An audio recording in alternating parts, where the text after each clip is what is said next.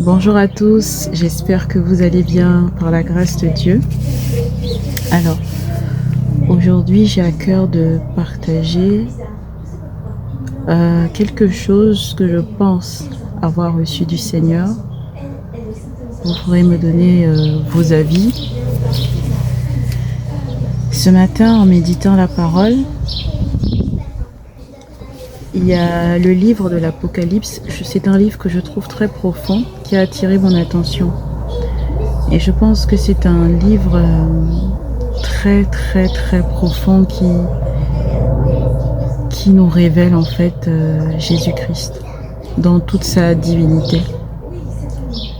Et donc en fait, dans ce livre de l'Apocalypse, nous avons la révélation du Seigneur Jésus-Christ présenté par l'apôtre Jean. Et ce que j'ai constaté en méditant ce matin, c'est que dans chaque église, donc à partir du chapitre 2, les chapitres 2, 3, chapitres 2 et 3, on nous parle de l'église d'Éphèse, l'église de Smyrne, l'église de Pergame, l'église de Thyatire, l'église de Sardes, l'église de Philadelphie et l'église de Laodicée.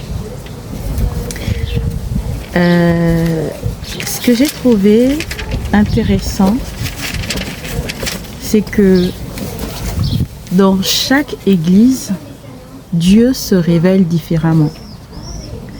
À l'église d'Éphèse, il se révèle comme celui qui tient les 7 étoiles dans sa main droite, celui qui marche au milieu des 7 chandeliers d'or. C'est comme ça qu'il vient se présenter à l'église d'Éphèse. Parce qu'il dit, écrit à l'ange de l'église d'Éphèse, voici ce que dit celui qui tient les 7 étoiles dans sa main droite, qui marche au milieu des 7 chandeliers d'or. C'est comme ça qu'il se révèle à l'église d'Éphèse. À l'église de Smyrne, il se révèle comme le premier et le dernier, celui qui était mort et qui est revenu à la vie. C'est comme ça qu'il se révèle à l'église de Smyrne, le premier et le dernier, celui qui était mort et qui est revenu à la vie.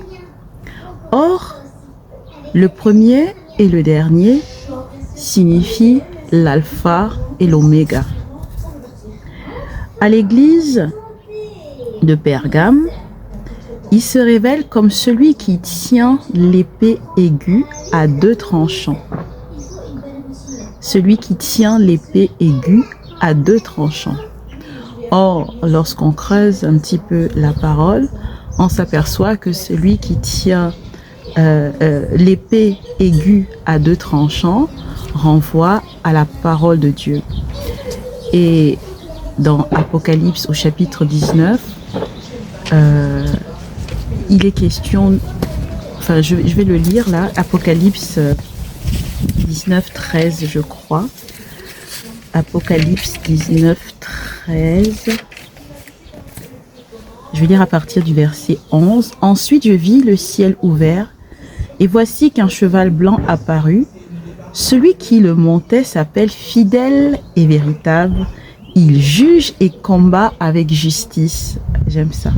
Ses yeux étaient comme une flamme de feu, et il y avait de nombreuses couronnes sur sa tête. Il portait un nom écrit que personne d'autre que lui ne connaît. Il était habillé d'un vêtement trempé de sang.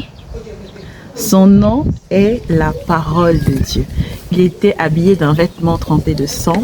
Son nom est la parole de Dieu. On sait que déjà le vêtement trempé de sang nous renvoie au Seigneur Jésus-Christ par rapport au sacrifice, à son sacrifice à la croix. Donc ça, c'est à l'église de Pergame. Il se révèle comme celui qui tient l'épée aiguë à 2 tranchants, donc en référence à la parole de Dieu. Et à l'église de Thyatire, il se révèle comme le Fils de Dieu celui qui a les yeux comme une flamme de feu et dont les pieds sont semblables à du bronze ardent. Et il dit aussi quelque chose plus tard. Il donne aussi une autre, ou c'est peut-être donc celui qui, le Fils de Dieu, celui qui a les yeux comme une flamme de feu et dont les pieds sont semblables à du bronze ardent. Et je pense que c'est dans ce passage aussi, à l'église de Thyatire, où il se révèle comme celui qui sonde les cœurs et les reins. Oui, c'est ça, au verset 23, donc chapitre 2, verset 23. Il se révèle, il dit: les églises reconnaîtront que je suis celui qui examine les cœurs et les reins. Celui qui examine les reins et les cœurs. Donc il se révèle comme le Fils de Dieu à l'église de Thyatire. Il se présente comme le Fils de Dieu, comme celui qui a les yeux comme une flamme de feu, les pieds, et dont les pieds sont semblables à du bronze ardent, celui qui examine les reins et les cœurs. Et à l'église de Sardes, je pense que ça a été la révélation qui m'a le plus touchée aujourd'hui, parce que j'avais jamais vu les choses comme ça. À l'église de Sardes, il dit: voici ce que dit celui qui a les 7 esprits de Dieu et les 7 étoiles. Vous savez, il y a un passage dans 2 Corinthiens, pour ceux qui lisent la Bible, bon, pour ceux qui ne sont pas chrétiens, je n'ai pas les références bibliques, je n'arrive pas à retenir les références bibliques, je me souviens juste souvent comme ça des passages. Il y a un passage où il est écrit que le Seigneur c'est l'Esprit. Je crois que c'est dans le livre, c'est dans 2 Corinthiens. Le Seigneur c'est l'Esprit. Et ici, en fait, lorsqu'il se présente comme celui qui a les 7 esprits de Dieu et les 7 étoiles, en réalité, les 7 esprits de Dieu font référence au Saint-Esprit. Est-ce qu'on voit ce que ça révèle en fait? C'est-à-dire que le Seigneur se révèle à l'église de Sardes dans la dimension du Saint-Esprit. Alors qu'on a vu que à l'église de Thyatire, c'est la dimension du Fils de Dieu. À l'église de Smyrne, c'est à la dimension de l'alpha et l'oméga. Et à l'église de Sardes, c'est à la dimension du Saint-Esprit. J'ai trouvé ça très, très, très profond. Je ne vais pas étaler ce que j'ai reçu. C'est vraiment juste pour présenter comment, en fait, le Seigneur se présente de façon différente aux églises, alors qu'il s'agit du même Dieu, du même Esprit, parce que à chaque fois, c'est l'Esprit qui parle aux églises. À chaque fois, c'est l'Esprit qui parle aux églises. Donc, en fait, c'est une révélation du Seigneur Jésus-Christ par l'Esprit. Je ne veux pas détailler, mais je vais nous inviter peut-être juste à aller creuser un petit peu ce qu'on peut tirer du livre de l'Apocalypse concernant la révélation du Seigneur Jésus-Christ. Et à l'église de Philadelphie, il se révèle comme le Saint, le véritable, celui qui a la clé de David, celui qui ouvre et personne ne pourra fermer, celui qui ferme et personne ne pourra ouvrir. Donc à l'église de Philadelphie, il se révèle comme le Saint, le véritable, celui qui a la clé de David, celui qui ouvre et personne ne pourra fermer, celui qui ferme et personne ne pourra ouvrir. Donc voilà, c'est profond. Je nous laisse méditer. Et à l'église de Laodicée, il se présente comme l'Amen, le témoin véritable, l'auteur de la création. l'auteur de la création de Dieu. Qui peut être l'auteur de la création de Dieu si ce n'est Dieu lui-même? Il se présente comme l'Amen, le témoin véritable, l'auteur de la création de Dieu. Voilà. Voilà. Et à chaque fois, c'est l'Esprit qui parle aux églises. Et je vais lire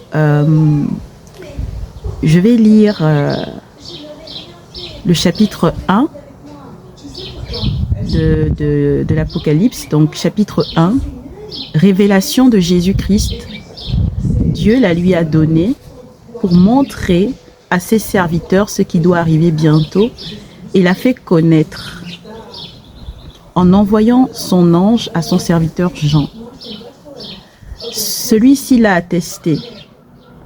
Tout ce qu'il a vu est la parole de Dieu et le témoignage de Jésus-Christ. Tout ce qu'il a vu est la parole de Dieu et le témoignage de Jésus-Christ. Personnellement, quand je lis ce passage, c'est personnel. C'est pour ça, en fait, je partage pour que chacun puisse aussi aller creuser de son côté. J'ai la conviction que la parole de Dieu que nous mangeons, que nous recevons, doit rendre témoignage au Seigneur Jésus-Christ, qu'elle doit nous conduire dans la révélation du Seigneur Jésus-Christ. Parce que la parole de Dieu, la conviction que j'ai au regard de la parole, c'est que c'est le témoignage du Seigneur Jésus-Christ. Parce que la parole de Dieu, c'est Jésus-Christ.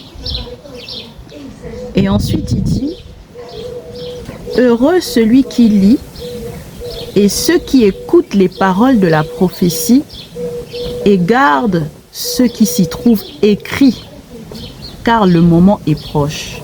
De la part de Jean, aux 7 églises qui sont en Asie, que la grâce et la paix vous soient données de la part de Dieu. Que la grâce et la paix vous soient données de la part de Dieu, celui qui est, qui était et qui vient, de la part des sept esprits qui sont devant son trône, et de la part de Jésus-Christ, le témoin fidèle, le premier-né d'entre les morts, le chef des rois de la terre, à celui qui nous aime, qui nous a lavés de nos péchés par son sang et qui a fait de nous un royaume, des prêtres pour Dieu son Père. À lui seul soit la gloire et la domination au siècle des siècles. Amen. Et le témoin fidèle, là, le véritable, l'Amen, c'est ainsi qu'il s'est présenté à l'église de Laodicée.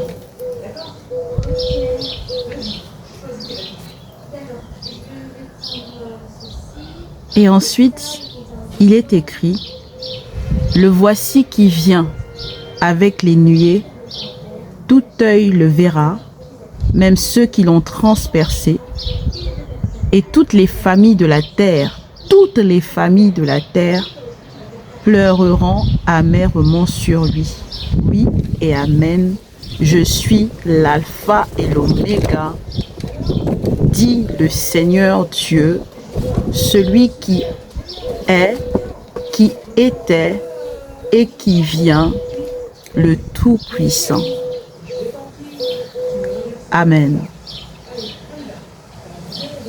Le livre de l'Apocalypse est profond, je ne vais pas commenter, mais mon désir aujourd'hui, c'est de nous inviter à plonger nos regards dans ce livre, à prier et à demander au Seigneur ce que nous révèlent ces différentes révélations Pourquoi en fait il s'est présenté comme ça, de différentes manières, sous différents noms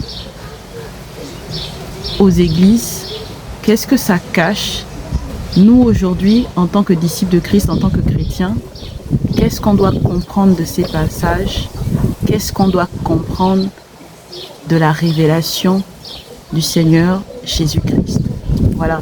Que Dieu vous bénisse et que nous puissions progresser dans la révélation de notre Dieu, le Seigneur Jésus-Christ, le roi des rois, le sauveur des hommes, le maître du ciel et de la terre. Amen.